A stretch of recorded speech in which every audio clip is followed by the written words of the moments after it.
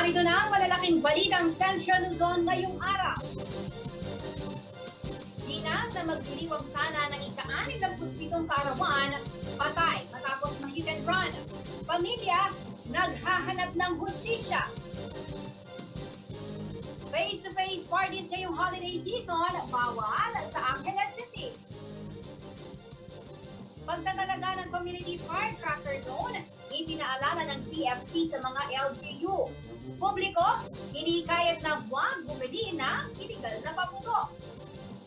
At Barangay Bulaon, handa na para sa Giant Lantern Festival 2021.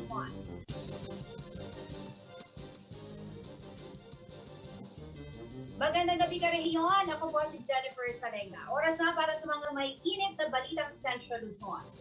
Nagpaalala po ang Bureau of Fire Protection o BFP Central Luzon sa mga lokal na pamahalaan na tiyaking may isaayos ang posisyon ng Community Firecracker Zone, maging ang mga tindahan ng paputok habang mapalapit ang Pasko at Bagong Taon. Mag-ikot na rin ang BFP Region 3 sa mga retailer at manufacturer ng paputok upang matiyak ang kaligtasan ng mga ito at makaiwas sa sunog. Narito po ang report.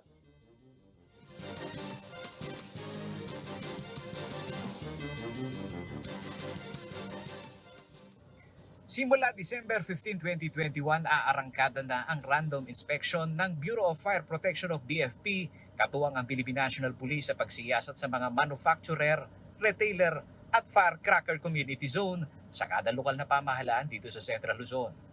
Ayon sa tagapagsalita ng BFP Region 3 na si Fire Inspector Arvin Katipon, bahagi ito ng tinatawag na Oplan Paalala Iwas Paputok.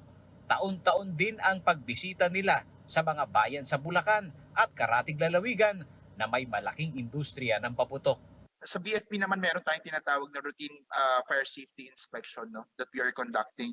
And every time na mag-holiday season, we always intensify that. So we focus or we target yung inspection ng mga manufacturing sites natin or mga lugar natin, especially sa Bocaue, no. Magiging mahigpit umano ang PNP at ang BFP sa pagsiyasat ng mga permit ng mga nasa industriya ng paputok. Base sa record ng BFP Region 3, 29 lamang ang bilang ng registered manufacturer ng paputok. 74 ang dealers habang 154 ang mga retailers ng paputok. Regulated umano ang mga rehistradong ito kaya kailangang maisama sa kampanya nila sa publiko na huwag tanggiligin ang mga local manufacturer ng paputok na hindi naman rehistrado. Mostly with our records, kung sino yung mga rehistrado na yan yung mga talaga nag-a-abide sa law natin.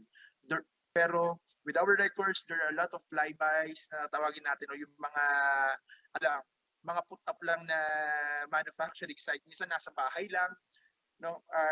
Nasa bahay lang, tapos walang gawa pa sa light materials yung nila, yung area nila, no? Hindi kulang yung mga safety mga safety nets within their site. Kasi nga madalas to nasa likod lang ng bahay gumagawa.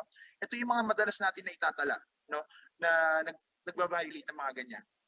Sa guideline ng BFP at PNP, isa sa kanilang binabantayan ngayon sa mga uri ng paputok na nagiging available sa merkado ay ang pagtalima sa tamang sukat o timbang, short fuse o tamang timing ng bitsa nito na kailangang hindi puputok sa loob ng 3 segundo, imported na paputok, paglagay ng elemento ng sulfur at phosphorus na naihalo sa chlorates at mga locally unlabeled products. Make sure sa mga gagamitin natin ng materials, lalo ngayong holiday season, ay pasok sa international standards or may standard na or certified ng DTI na pasok sa international standard. May ICC sticker, no? Kasi madalas yung nakamura tayo pero yun pa yung nagkokos ng na problema sa atin in the long run. Ayon sa BFP, walang nagbago sa mga listahan ng mga ipinagbabawal na paputok na kanilang binabantayan. Sinisiyasat din ay ang ginagawa lamang na rebranding ng mga seller, ngunit kaparehas pa rin umano ito ng kalidad at gamit sa paputok. Gaya ng Watusi at Piccolo na isa sa pinaka mapaminsalang paputok na naitala ng Department of Health. As of December 6, 2021, mayroon umanong 189 Barangay Community Firecracker Zone na naitala ng BFP sa buong Central Luzon. Hindi pa ibinigay ang listahan ng mga lokal na pamahalaan na muling magpapahayag ng total ban ng firecrackers. Pero sa kasalukuyan ay nasa 25 na LGU umano sa Central Luzon ang nagpatupad ng partial ban. Paolo G. Santos, CLTV News. Isang executive order ang nilabas si Angeles City Mayor Carmelo Pogi Lasaden Jr. para ipagbawal ang pagdaraos ng face-to-face party sa mga individual na hindi nakatira sa isang bahay. Para daw ito para tuluyang mapigilan ang pagkalat ng COVID-19 sa syudad. Narito ang detalye ng balita niya.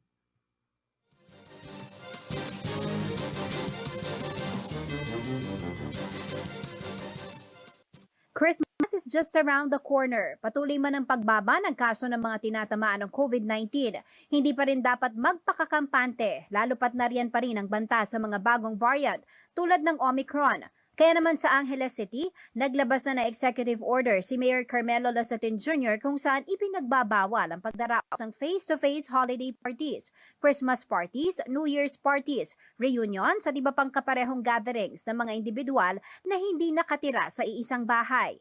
Epektibo ito simula December 6 hanggang January 10, 2022. Ayon kay Lasatin, inisyong Executive Order No. 30 bilang pag-iingat sa banta ng mutated Omicron variant. Kasabay nito ang payo ng alkalde sa mga Hilenyo na patuloy na mag-ingat sa kabila ng tuloy-tuloy na pagbaba ng mga kaso ng COVID-19 sa lungsod. Dagdag pa ng alkalde sa paparating na holiday season, kailangang magtulungan upang matapos na ang pandemya. Ito naman daw ang tunay na kahulugan ng selebrasyon ng Kapaskuhan, ang pagmamahalan at pagtutulungan. Samantala, as of December 6, nakuha ng syudad ang 000, ibig sabihin walang naitalang bagong kaso, walang recoveries at wala ring naitalang mortality. At ang magandang balita pa, nasa 10 na lamang ang mga aktibong kasong binabantayan at nagpapagaling.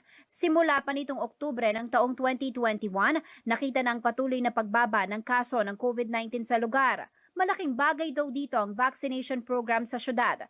Sa kabila nito, dapat pa rin maging maingat at sumunod sa minimum health protocol upang hindi magkaroon muli ng surge at matiwasay na may pagdiwang ang araw ng Kapaskuhan. Jennifer Salenga, CLTV News. Ng CLTV News. Ginang na magdiriwang sana ng ika-68 kaarawan o ika-67 taong kaarawan patay matapos mag-hit and run. Pamilya naghahanap ng hustisya. Mga kaibigan at kaanak ni Women's Right Advocate na si Sally Ojano nanawagan para sa kanyang kalayaan. Manatiling nakatutok para sa iba pang mga nangungunang balita ngayong araw.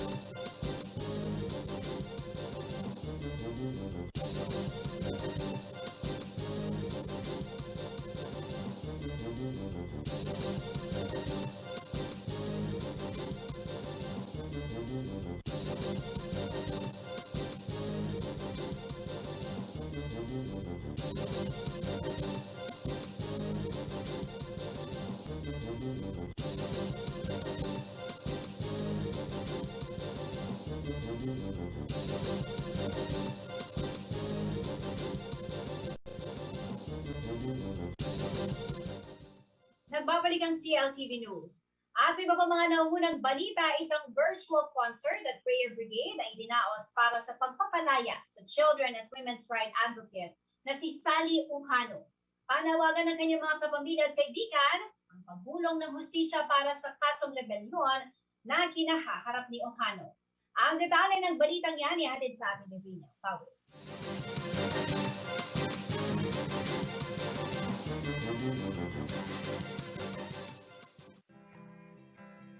Sa harap ng paghihirap, sa gitna ng mga sakuna.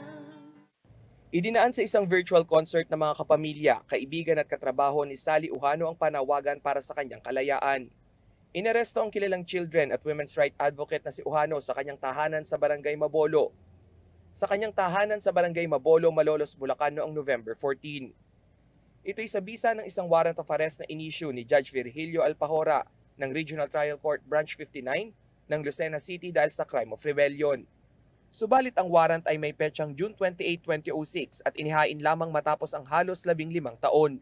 Nagugat ang kaso sa pagkakadawit ni Uhano sa umano'y ambush ng 2 military personnel sa Quezon Province noong 2005. Ang mga paratang agad pinasinungalingan ng kanyang mga kapamilya at kaibigan. Di yun totoo dahil siya ay ating kasama sa ating mga gawain, sa mga community education, sa mga trainings at iba pang activities para sa karapatan at kagalingan ng mga babae at mga bata. Marapat lamang din umano na ipadaan sa tamang proseso ang pagkakadakip o pagsasampa ng kaso kay Ate Sally. Dahil karapatan niya bilang isang tao ang mapahatiran siya ng subpina sa kasong isinampa sa kanya upang ang due process ay gumulong para sa mas patas na paglilitis. Sa huli, ang tanging dasal ng mga sumusuporta kay Ate Sally ay ang paglaya nito sa lalong madaling panahon at ang pag-andar ng hustisya sa bansa. Rainiel Pawid, CLTV News.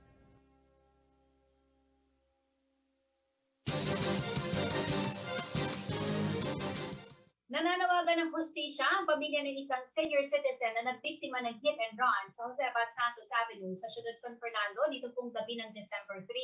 Ayon sa pamilya, hanggang ngayon ay wala pang linaw sa investigasyon ng mga pulis kung anong behikulo ang nakasagi sa biktimang si Lola Barbara Flores. Dahil blind spot umano o hindi hagip ng CCTV camera ang pinangyarihan ng insidente. Narito ang report.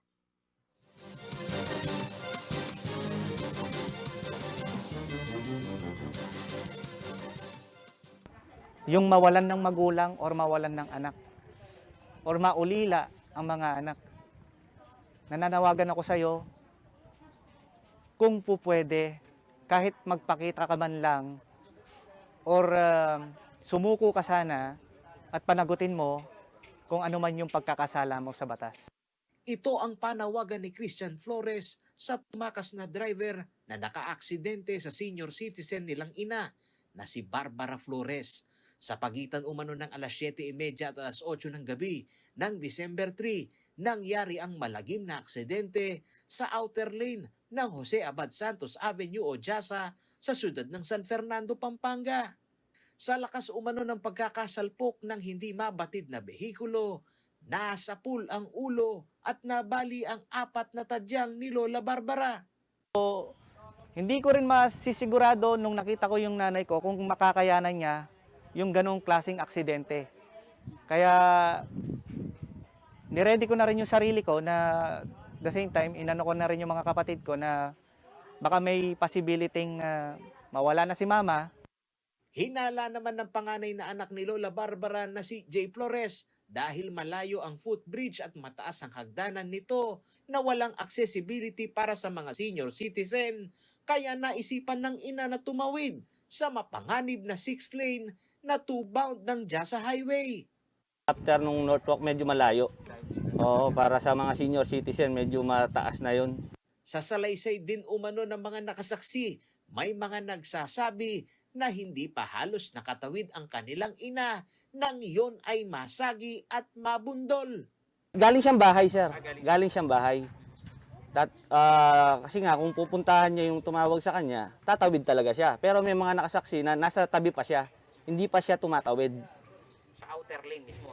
Yes, sir. Parang, sa may sidewalk pa siya. Sabi, nasa gilid pa siya. Blind spot ang bahagi ng kalsada na pinangyarihan ng hit and run ayon sa hepe ng City Public Order and Safety na si Louie Clemente. Pero binubusisi na anya nila ang ibang anggulo ng CCTV footage.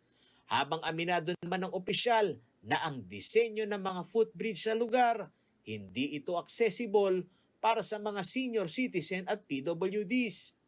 Hindi nga rin ho namin masabi kung talagang tumatawid ba siya o talagang nasagi siya mula sa gilid. Kasi talagang nung dumating na ho yung ating mga tao, talagang nakahiga na ho yung ating matanda. Pero yun nga po, yung sa access, wala ho tayong, unlike po yung yung overpass natin dito sa may MacArthur, meron ho silang provision na elevator, pero ang alam ko hindi pa rin naman ho sila umaandar. At saka yung sa PWD natin, unfortunately po, yung sa JASA, wala ho tayong mga provision na gano'n sa mga existing na overpass natin. Sa report ng CPOSCO, 2 hanggang 3 aksidente kada araw ang naitatala sa JASA na may 6 na lane sa magkabilang bahagi nito. Pero bihira lamang umano ang mga nasasawi dito na katulad ng kaso ng pedestrian na si Lola Barbara.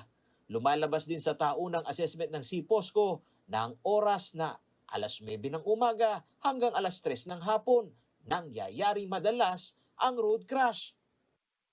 We are averaging po, base po dun sa aming baseline data last year, we are averaging po ng 2 to 3 accidents. Kasama na po yan yung minor at saka major accidents. And yung pong ating JASA is considered as isa po sa mga madalas kung saan mangyari po yung mga aksidente. Pero madalang po yung magkaroon ho tayo ng fatality. Kadalasan ho yung gasgasan ho ng mga sasakyan. 60 km per hour ang maximum speed limit ng mga sasakyan sa JASA. At sa panahon naman umano ng insidenteng ito ay lifted ang truck ban. Kaya isa sa sinisilip ngayon ng CPOSCO ay kung malaking behikulo ang involved sa hit and run na ikinasawi ni Lola Barbara. Paulo G. Santos, CLTV News. Manatili nakatutok at magbabalik ng CLTV News.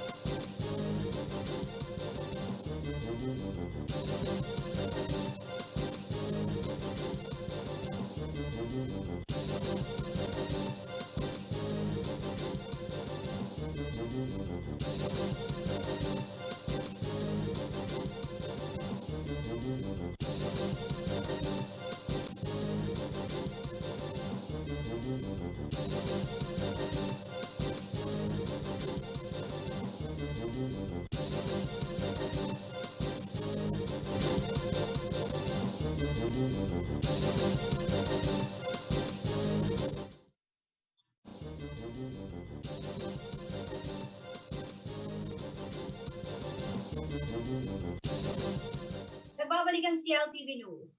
At sa iba pa mga namunang balita, isang webinar ang idinaos ng UP Aguman para sa kanilang ika-48 anibersaryo. Sumendro ang talakayan sa halaga ng parol sa kulturang Kapampangan at paano ba ito pagyayamanin at aalagaan. Narito po ang detalye ng balita niya.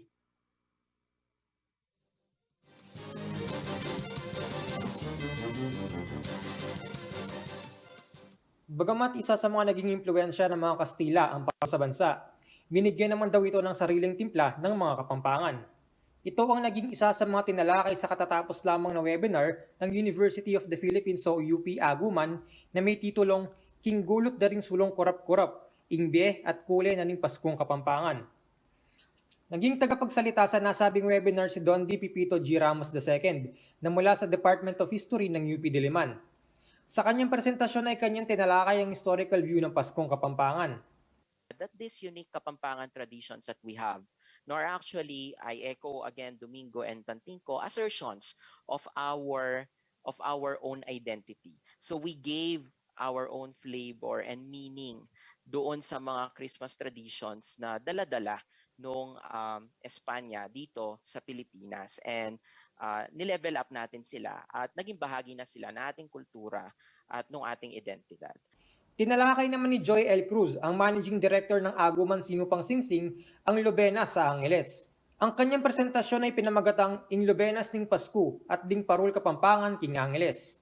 For Angeles City, to assure sustainability and continuity, the 17th Sangguniang Panglunsod of Angeles passed the ordinance declaring the Angeles traditional parol and Lubenas ng Pasko as intangible cultural heritage of Angeles City. Pinaalalahanan naman ni UP Agumon President Algini Jacob Mendoza ang mga Kapampangan na panatilihin pa rin ang Paskong Kapampangan sa kabila ng pandemya. It is the rich and beautiful culture of the Kapampangan people that keep the life and color of this symbolic day. Once again po, dakala salamat kay Rayuan. Marion Luzano, CLTV News.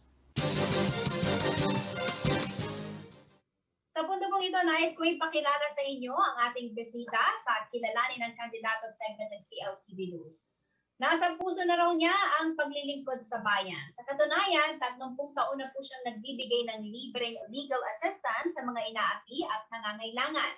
Siya isang abogado at guro, chairperson ng Free Legal Assistance Group of LAG at unang dekano ng De La Salle College of Law. Anak siya ni Senator Jose Capepe Jocno na isang haligi ng karapatang pantao sa bansa at lumaban para sa demokrasya noong martial law. Kilala rin ang ating bisita bilang walk lolo dahil malapit po siya sa kabataan. Mga karehiyon, makakasama po natin ngayong gabi si Senatorial Aspirant Attorney Charles Jocno. Attorney, magandang gabi po sa inyo. Welcome po sa CLTV News.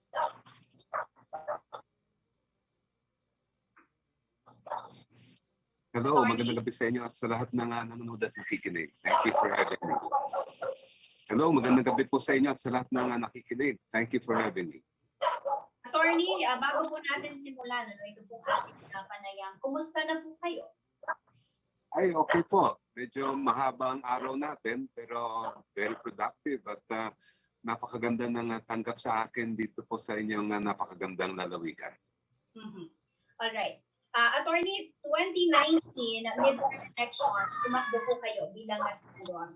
But unfortunately, hindi po kayo nanalo. This time, sa darating na 2022 elections, kayo po ay nagdesisyon na muling humabol bilang senador. Bakit po?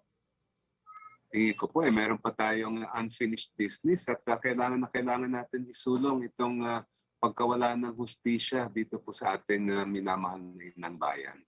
Marami pa tayong dapat gawin para maituwid ang mga nakita natin na inhustisya sa ilalim nitong pandemya at mismo yung palakasin yung ating sistema ng justice para sa lahat. Kasi ang nangyayari po ay talagang napakahirap makamit ang justice para sa ordinaryong Pilipino.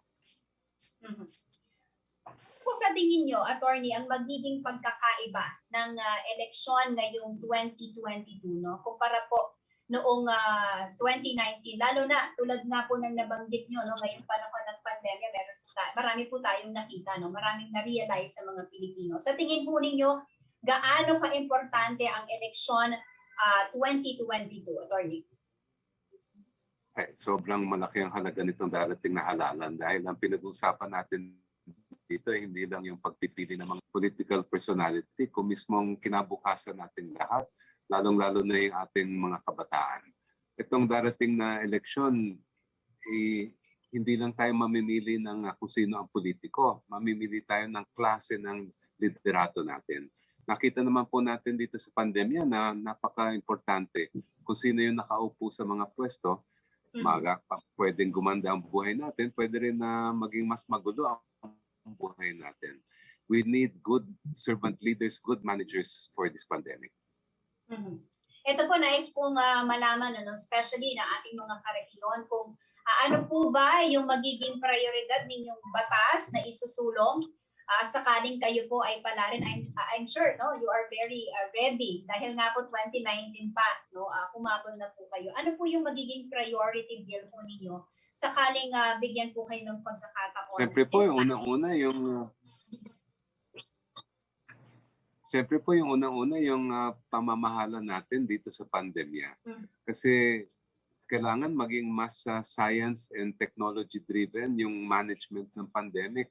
Ang gusto ko sana isulong ay isang batas na nagke-create ng Pandemic Management Council na papalit sa IATF. At itong council na ito ay gagalaw lang at gagawa ng mga hakbang na nakabase sa siyensya at sa ating technology. Halimbawa, yung issue ng contact tracing, napakadali pong gawin yan. Ayan ay para sa mga IT expert. kayang-kaya nilang tapusin yan na interconnected tayong lahat sa buong bansa. Pero nakadalawang taon na tayo, wala pa tayong ganun klaseng mga contact tracing. At maliban po doon na dapat matugunan natin yung ating ekonomiya, kailangan mabigyan natin ng sapat na financial package o stimulus ang ating mga maliliit na negosyo dahil talagang hirap na hirap sila, naghihikahos na sila at wala naman talagang tulong na nararamdaman mula sa ating national government.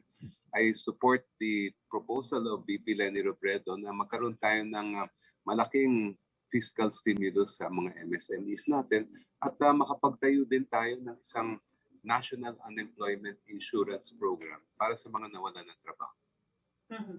Alright. Gusto ko pong kunin ang pagkakataon nito para malaman po ang stand ni Attorney Shell Jokno sa iba't ibang usapin. Lalo na po yung malapit sa mga taga Central Luzon. Marami pong magsasaka dito sa Central Luzon, Attorney. Nais ko pong malaman kung paano niyo po planong tulungan ang ating mga magsasaka dito sa gitnang Luzon, lalo na po ngayon, panahon ng pandemya, sila man ay apektado. Paano niyo sila tutulungan para makabangon at higit na kumita sa kanila pong trabaho? Unang-una po, ako'y sumasaludo sa lahat ng ating mga magsasaka, sa ating mga mangingisda, na kahit nasa pandemya tayo ay nakakadala pa rin sila sa atin ng mga sapat na pagkain. In fact, nakakalungkot man at nakakabahala na hirap na ang buhay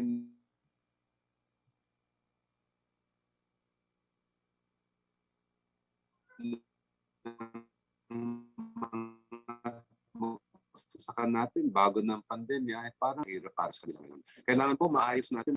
Tingin ko, tama na yung pag-grow natin ng ating mga farmers and fisher folk at yung kanilang i-modernize din natin yung mga gawain nila. Isa pa pong bagay ay meron na nilaan kasi na pondo sa ilalim ng rice tariffication law para sa ating mga subsistence farmers. Pero nasaan na yung pera? Kailangan malaman natin kung malaki na kasi yung pondo na yon, saan pumunta yon at kung hindi napunta sa tamang mga layunin ay ayusin po natin yan. Okay. Also, Attorney, dito po sa Central Luzon, kilala po ang gitnang Luzon bilang BPO hub. Dahil of course, nandito po yung Clark, nandito yung Subic, at yung ibang mga lungsod. Ano po ang plano ninyo para naman maproteksyonan ang mga nasa hanay na ito? Unang-una, dapat bigyan din natin ng recognition ang mga BPO workers natin dahil they are a large part, a very productive part of our economy. Ang sa aking pakikipanayam sa kanila, parang napansin ko na marami silang pangangailangan dito sa ilalim ng pandemya. Halimbawa, nahirapan silang mag-work from home kasi yung ibang mga requirements daw ay hindi na satisfy.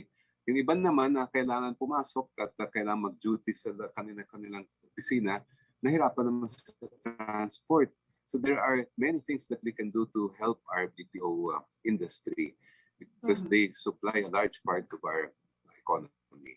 Ako ay talagang handang-handa na ayusin po natin yan para naman hindi sila mahirapan at para maayos yung kanilang pagtatrabaho, pagtutulong sa ating ekonomiya. Nais naman po naming malaman, Attorney, kung ano po ang inyong stand pagdating naman po sa usapin ng kontraktualisasyon. Ito po, matagal na itong usapin at naririnig natin every election, yung sinasabi na may plano kaugnay nito. Pero hanggang ngayon, problema pa rin po, usapin pa rin itong kontraktualisasyon. Ano po ang stand po ninyo dito at paano po ninyo planong solusyonan or aksyonan ito kung sakaling kayo po ay manalo? Totoo po yun. Yung issue ng contractualization, hindi lang po sa pribadong sektor yan. Kahit sa ating pamahalaan, marami pa rin ang mga job order, marami pa rin ang mga casual o contractual. Dapat tapusin na natin yung issue na yan na kailangan may ending na yung endo. We have to distinguish. Meron naman talagang mga legitimate na outsourcing. Pero hindi naman dapat gagamitin yun para makaiwas lang sa mga labor laws natin. At yun yung kailangan bigyan na tugunan ng pansin itong susunod na Kongreso, paano ba natin matatapos ang ENDO? Tingin ko, it's doable. It's just a question of drafting the proper legislation. Ano pa po yung mga batas na nakikita ho ninyo, attorney, no, na makatutulong po para sa ekonomiya ng Central Luzon? Well, unang-una yung nabanggit ko nga, yung para sa ating mga magsasaka at lahat ng mga sektor natin na talagang nahihirapan ngayon. Yung budget po kasi natin ay parang hindi siya sumasang-ayon sa pangangailangan ng ordinaryong Pilipino. Kung titingnan natin yung budget ng ating national government for this year at sa susunod na taon, halos ang wealth niya ay pupunta sa mga build project. Okay lang naman yung mga infrastructure, pero paano yung mga issue ng ating kalusugan? Paano yung mga nangyayari at pangangailangan natin sa ilalim ng pandemya? We need to reprioritize and provide first for the needs of our people, especially in terms of yung delivery po ng health services, yung issue ng mga MSMEs, yung mga maliliit na mga negosyante natin. Yon ang dapat natin unahin, at pati na rin yung malaking lumulobong unemployment, hindi lang po sa national, pati na rin sa mga among older workers, but also among the youth, dahil sobrang taas din ang unemployment rate sa mga employable youth natin. Maliban doon sa nabanggit kong National Unemployment Insurance Program, para sa ating kabataan naman, dapat mabigyan natin sila ng sapat na kakayahan dahil nagbago na ang job market ngayon. Dahil sa pandemya, yung ibang mga inaral nila sa eskwelahan ay hindi na, mahihirapan na sila ngayon makahanap ng maayos na trabaho. We have to provide them with, for some of them at least, mga retraining at mga panibagong kakayahan. Alright. Isa pa po sa issue na I think talagang may direktang epekto sa mga mamamayan ng Gitnang Luzon, attorney, ito pong usapin sa West Philippine Sea. Ano naman po ang stand po ninyo at paano po ninyo planong protektahan? Lalo na po yung mga mangingisdang apektado, no? Dyan po sa Zambales. Kaugnay po nitong usapin na ito. Klarong-klaro naman po na atin ang West Philippine Sea. Kung titingnan natin yung batas ng Pilipinas at pati yung international law, atin talaga yan. Kaya dapat paninindigan natin na atin yan. Hindi ko naman sinasabing gagarahin natin ng China dahil hindi naman natin kaya yan. It's not the right way to go. But I do believe na dapat maging multilateral ang approach natin. Sa ngayon kasi, ang Philippines at ang China ay nagkakaroon ng bilateral talks. Tayo lang dalawang bansa ang nag-uusap. Pero marami naman talagang may interest dyan at may stake dun sa area na yan.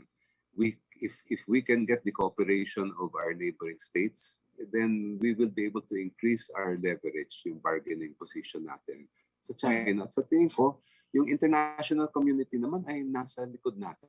Susuportahan tayo ng international community. Ang kailangan lang ay tayo ang mag-reach out sa kanila. And then we can bargain on a more even level with China.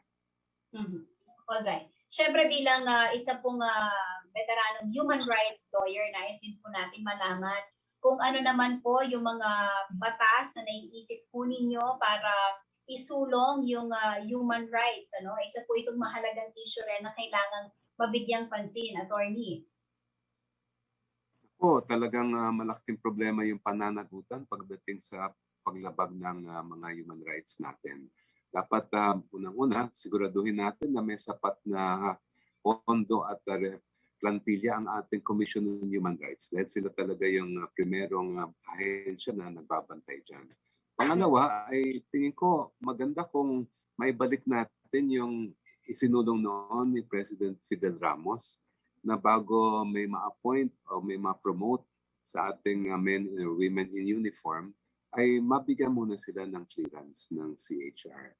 Maliban pa doon, kailangan magkaroon din ng accountability at malaman natin yung katotohanan tungkol sa mga EJK, yung mga libo-libong napatay dito po sa war on drugs. Kasi marami pamilya na naghahanap ng hustisya. Gusto nila malaman kung paano ba na napatay yung kanilang mga mahal sa buhay.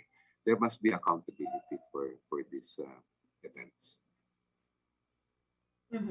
Alright, gusto ko po kayong bigyan ng pagkakataon this time, attorney, no, na magbigay naman ng mensahe sa lahat po ng ating mga manonood sa mga oras na ito. Ano po ba ang mapapala ng mga Pilipino, no, kapag binoto po nila si Attorney Shell Jokno, lalo na ng mga taga Region 3, Attorney? Simple lang po naman ang hangarin natin mga Pilipino. Ang gusto po natin ay sapat na pagkain sa lamesa, maayos at disenteng trabaho, na makapag-aral ng mabuti ang ating mga anak at masaganang buhay. Pero para po mangyari yan, kailangan magkaroon tayo ng pananagutan. Kailangan yung mga nagkakasala dyan, lalong-lalo na kung may kapangyarihan sila, ay maparusahan. Kaya ako po talagang determinado ako na lagyan ng kagat ang hustisya at bigyan ng ngipin ang batas. Si Attorney Jokno po ay matagal ng abogado ng mga dehado at gusto ko sanang isulong ang hustisya para sa lahat sa Senado. Maraming salamat po. Alright, just before I let you go, Attorney, nais ko lamang pong malaman yung pong plano pa po ninyo because kayo po ay nagpalit, no, ng partido. Although ang Liberal Party, kayo pa rin po ay in-endorse. So I just like to know kung paano po natin pinaghahandaan ito pong 2022 elections. Klaro po ko po muna, hindi po ako nagpalit ng party. Nung tumakbo ako sa 2019, guest candidate lang ako ng LP noon, hindi naman po ako organic member. Ngayon, for the first time in my life, ako ay sumali sa isang political party. At yun ang KANP, Katipunan ng Nagkakaisang Pilipino. Ako na siguro yung pinakamatandang miyembro ng KANP dahil puro youth ang kasama dito. At that is one thing that attracted me kasi napakaganda ng kanilang plataforma, yung kanilang philosophy at paniniwala ay aligned sa aking mga platform din. Ang gusto po namin ay magkaroon tayo ng bagong politika. Yung politika na talagang nagmamahal sa ating inang bayan at sa ordinaryong Pilipino.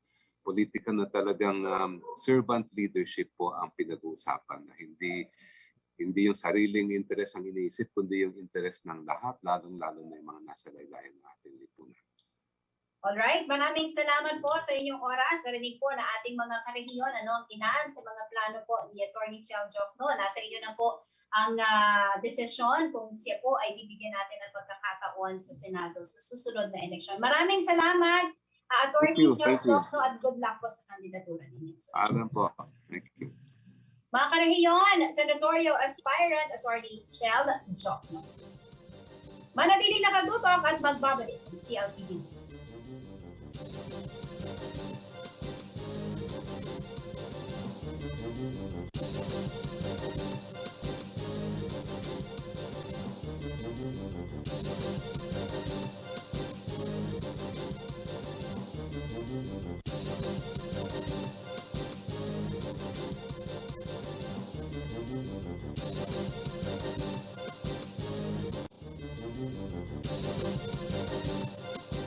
Nagbabalik ang CLTV News.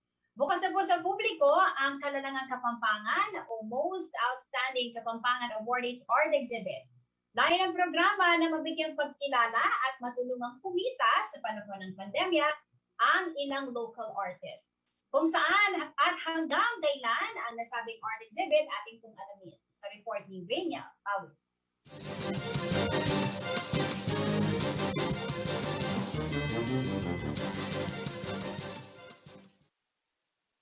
Mula sa nagagandahang paintings hanggang sa mga extraordinary art piece, lahat ng yan ay tampok sa Kalalangan Kapampangan o Most Outstanding Kapampangan Awardees Art Exhibit sa SM Pampanga. Inilunsad ang programa upang bigyang pagkilala ang world-class talent ng mga Kapampangan artists kasabay ng pagdiriwang sa Pampanga Day. Lahat ng mga MOCA awardees and culture and arts magsama dun sa exhibit nga ito na parang with yung connection sa Pampanga Day. Maliban sa pagkain at magagandang tanawin, tahanan din ng mga dekalidad na alagad ng sining ang Pampanga. Kabilang din sa nasabing art exhibit ang mga likha ni Hermenegildo Pineda, Roland Quiambao, Titus Del Rosario, Claude Tayag, Leonardo Tulabut, Norman Chutwico, Andy Alvis, RD De Dios, Jello Espiritu, Toym De Leon Imaw, Alvaro Jimenez, Willie Layug at Rafael Maniago. Hangad ng Pampanga Tourism Office na magkaroon ng showroom ang mga artists upang kahit papano'y matulungan din sila makapagbenta ng iba't ibang certified Kapampangan artwork. Magandang pamamaraan din umano ang mga art exhibit upang mapanatiling buhay ang sining at kultura sa lalawigan. It's part of the steadfast and continuing support of the provincial government in preserving our culture and heritage, and show the Kapampangans how talented our artists are, and hopefully inspire younger artists in the future. Mananatili ang art exhibit sa SM Pampanga simula December 6 hanggang December 11. Ginarantyahan naman ng Pampanga government na magiging taon-taon na ang pagsasagawa ng art exhibit na tampok ang mga Kapampangan artist. Rainiel Pawid, CLTV News.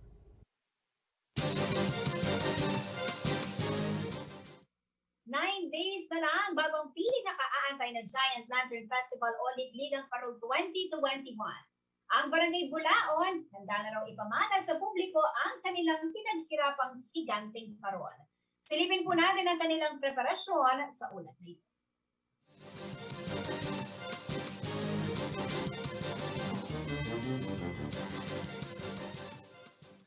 Handang-handa ng ipamalas ng Barangay Bulaon, City of San Fernando, Pampanga, ang kanilang ipinagmamalaking higanting parol sa paparating na Giant Lantern Festival 2021. Ayon kay Florante Parilla, ang lantern maker ng Barangay Bulaon, inabot ng 2 buwan ang pagbuo nila sa parol na sinimulang gawin noong Oktubre. Nasa 10 katao din daw ang nagtulong-tulong upang matapos ang kanilang higanting parol. Binubuo ito ng 4,500 na makikinang na mga ilaw na talaga namang magpapamangha umano sa mga manonood. Aabot ng 20 feet ang taas ng kanilang higanting parol. Proud ako kasi maganda naman yung parol na ginawa namin. Tapos pinalatin lang namin ng konti sa gilid, sa puntetas niya. Linagyan namin ng dati kasi tigdadalawa lang yung bombilya, linagyan namin ng 3. Tapos yung sa gitna, linagyan namin puro puti para maiba naman. Tapos yung sa gilid, colorful yung mga bulbs niya. Kaya naiiba ngayon kaysa sa last year. Yun lang ang pagkakaiba. Proud ako, nakagawa na naman ako ng Giant Lantern. Huwag palampasin ng higanting parol ng Barangay Bulaon sa nalalapit na Giant Lantern Festival 2021. Inimbitan po kayo na manood ng Giant Lantern Festival this year sa December 16 sa Robinson Star Mills, Pampanga po. Abangan ng Giant Lantern Festival 2021 sa darating na December 16 live sa CLTV 36. Marian Lozano, CLTV News. Alamin naman po natin ang magiging lagay ng panahon bukas mula kay Ginoong Manny Esguerra, ang Chief Weather Forecaster ng Pag-asa Florida.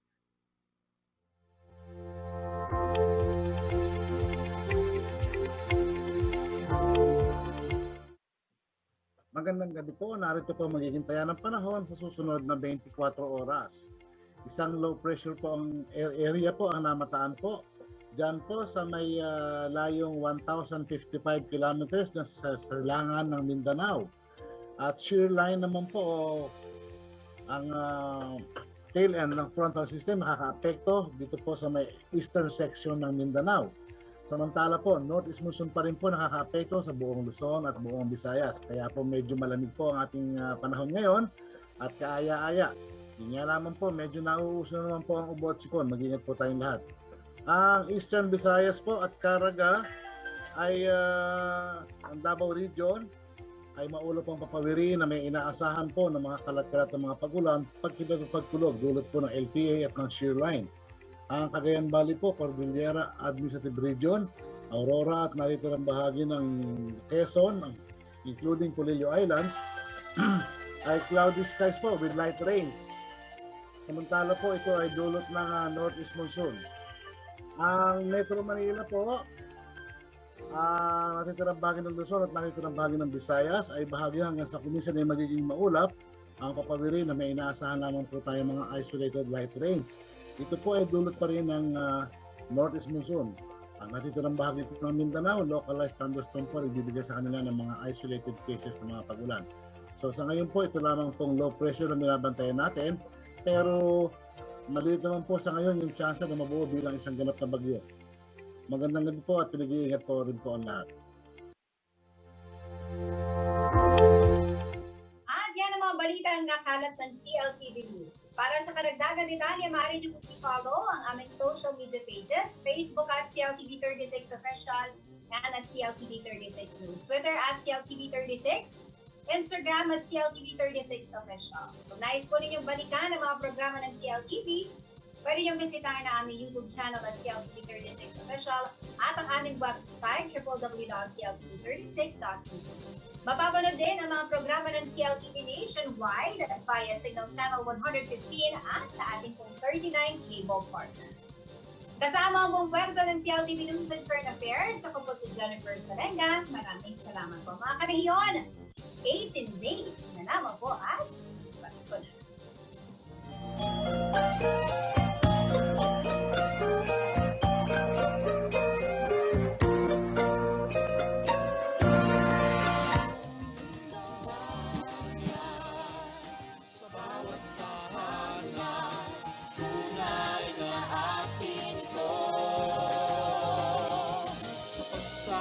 Ng araw ng Pasko, pag-asa'y